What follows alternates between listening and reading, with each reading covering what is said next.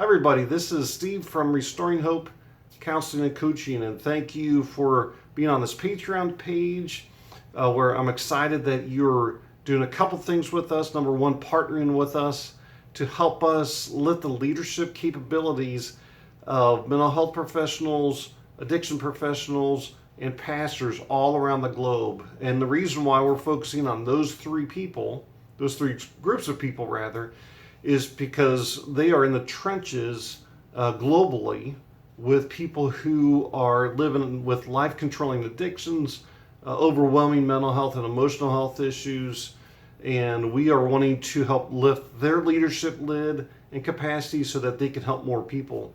And if we can help 30,000 people globally to help more people, then you can start to do some math and realize we're going to be helping hundreds of thousands of people globally, maybe even millions of people globally, be healthier. So I'm excited that you're partnering with us in that endeavor. Secondly, I'm excited that you are taking some time to invest in yourself to grow your own leadership lid and capacity. So perhaps you're one of the 30,000 if you're a mental health professional, an addiction professional, or a pastor. You can include yourself as being one of the 30,000 people globally that we are working to help to raise leadership capacity. If you're not one of those in one of those groups of people, fantastic. I'm glad you're here with us as well, because our goal here at Restoring Hope in this leadership coaching area is to add value to you and to help you do what you do more effectively. So I want to spend a few minutes today to talk to you about why leadership is important, and make a very quick distinction here initially, the difference between leadership and management. Okay, so let's start off right there.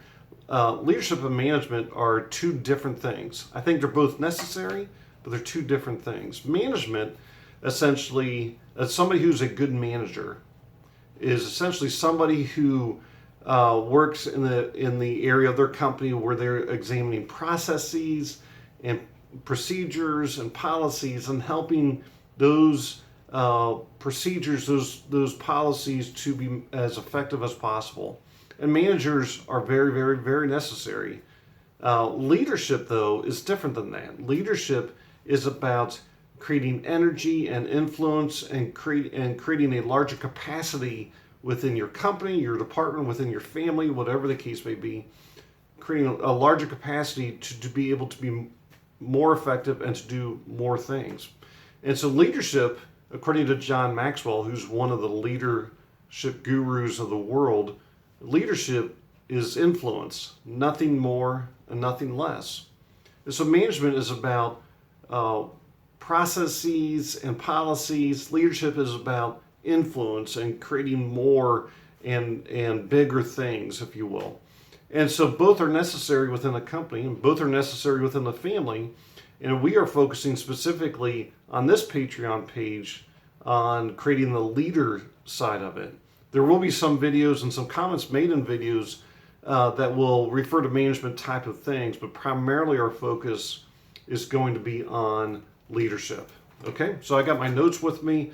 We're going to talk through why leadership is important, and then hopefully this will be of help to you as we wind down the video in about 12 to 15 minutes or so. So first of all, we need in the leadership area, we need people like you and me and others who are hungry to grow in our leadership capacity.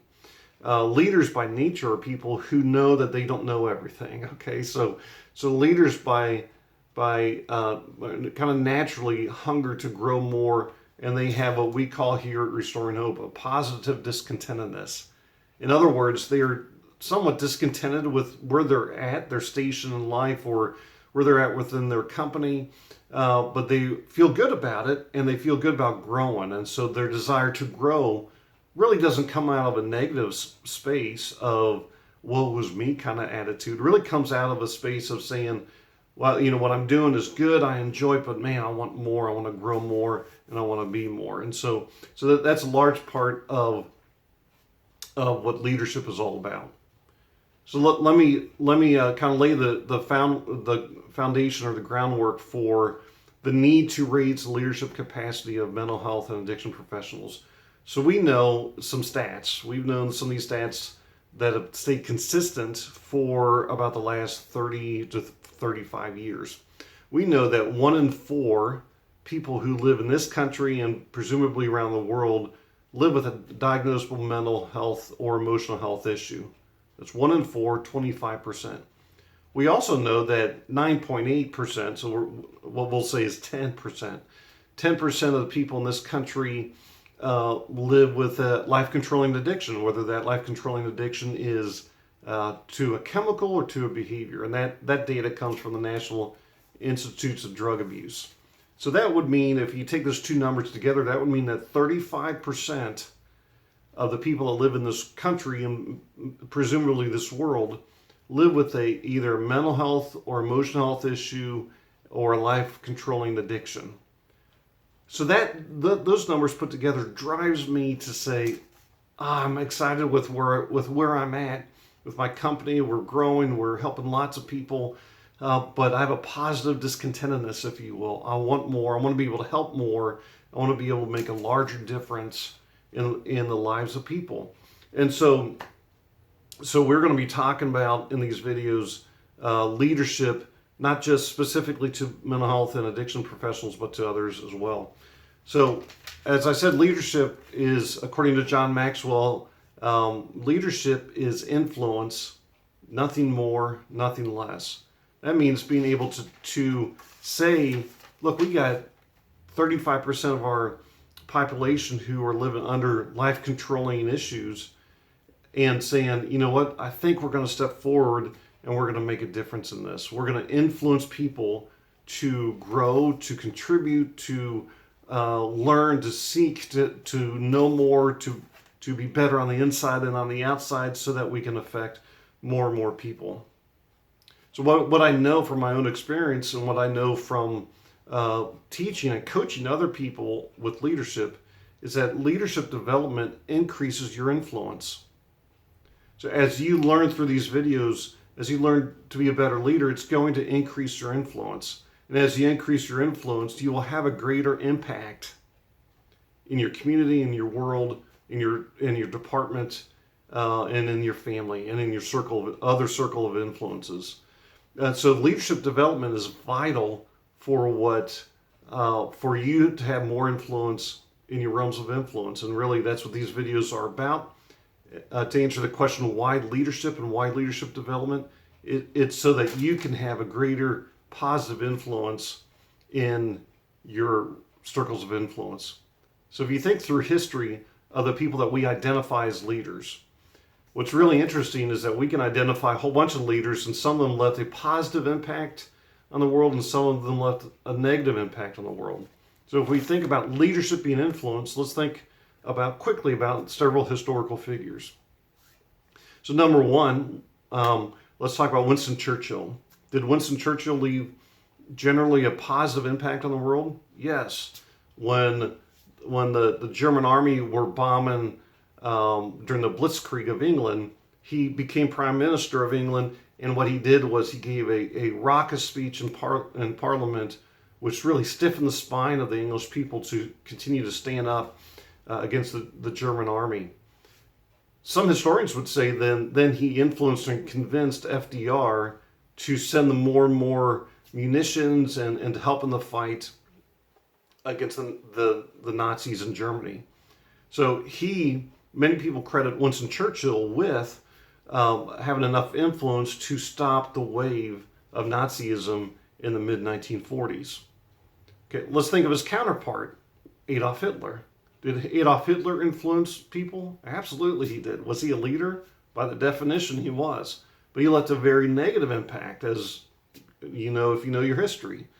So we have two people, Adolf Hitler, Winston Churchill, who both had great influence and exhibited great influence over people. One left a very positive impact. The other one left a very negative impact. So why do I share these? Is because as you learn influence through these videos and through this page, it'll be up to you if you're going to determine if you're going to leave a positive impact or leave a negative impact. And my hope and prayer for us is that we all make a decision to leave a positive impact in our community and in our world around us. I know I made a decision to leave a positive impact and have more of my asset column than my liability column, if you will, by the time I leave this earth. And so I hope that you're making a decision to have a positive impact on the world. And so that's the first step in your leadership development. Are you deciding to leave a positive impact or a negative impact? You can't stay neutral. If you're involved with leadership development, you have to make a decision one way or the other. Am I going to leave a positive footprint, have a positive impact, or a negative one? So hopefully you choose to have a positive one. That choice is ultimately up to you. So let me give you a couple quick stats here as we end this video today. If you think about if you're a mental health professional, or if you're not and you're just partnering with us to help us train more leadership, more addiction and mental health professionals, let me give you an idea what the future might hold. Let's assume that I'm talking to you, and let's assume for the sake of this discussion that you are a mental health or addiction professional and you're in private practice. So if you're like me and if you started your own private practice, it may have taken a little while for it to grow and to increase. Okay, I had, from the time I opened up my company until I had my first paying client, it was 6 months. So I've been there. If that's you. So let's just assume, for the sake of discussion, that you have 5 clients right now, and let's just assume that those 5 clients really directly affect 3 other people. So those 5 clients that you're helping through anxiety, through depression, through trauma, whatever the case may be, as you're helping them, you're helping that individual, but they are influencing directly 3 other people. So essentially you are impacting 4 people per client as you're helping them get better and be healthier. Okay, so let's also assume that probably each one of your clients, as they drive through fast food, as they go to the grocery store, as they interact with people on the street, whatever the case may be, let's just assume for the sake of math right now that they are interacting with about 75 people indirectly every day or every week or so. Okay, so let's say you got 5 clients. Imagine if you increase that through your own leadership development, you increase your private practice from 5 clients to 10 clients. Then essentially what you've done is now instead of you directly impacting 15 people when you had 5 clients, because each one of your 5 clients directly impacted 3, instead of impacting 15 people directly, now you're impacting 30 people directly. You've taken your 5 clients and moved it to 10. You're directly impacting or influencing not just 15 people, but 30 people. If each one of your clients is affecting 75 other people, then when you had 5 clients, you were impacting indirectly 375 people. But if you double it to 10, now you're impacting indirectly 750 people. Just think about that. All you did was increase your leadership capabilities, perhaps increase your private practice from 5 people to 10 people, and now you're influencing indirectly through your client about 750 people. Just let that sink in for a minute. So now let's just take it a step further. I think you probably know where I'm going with this. Let's say you double that again in the next 4 months, let's say. So now instead of having 10 clients and impacting 30 and indirectly impacting 750, let's say you double that in the next 4 months, and you now have 20 clients that you're helping. Okay, so let's do the numbers. If you're now seeing 20 clients a week, now because they interact directly with 3 other people, now they are impacting 60 people. You are impacting through your clients 60 people directly, simply because you increased your leadership capacity. And since you doubled, instead of you indirectly helping 750 people, now you are indirectly helping 1,500 people, simply because you've increased your leadership capacity. You see how that works? You see how important it is for you and I to continue to increase or leadership capacity. Just imagine, and we won't talk about numbers, but just imagine if you keep growing, how many more people you're impacting on a daily and weekly basis, either directly or indirectly. That is why increasing our own leadership capacity is so important, not just for those of us in the mental health and addiction field, but also whatever realm of influence you're in. So thank you so much. I just want to thank you for being part of this video and starting the journey with me. In the next series of videos, we'll continue to talk about leadership and leadership development, and talk about some pretty global things, really just to inspire you and to encourage you to develop yourself in your leadership capacity. So please feel free to contact me either through this Patreon page, or you can go directly to my website, www.restoringhopecc.com, and contact me through the website, and I would love to interact with you.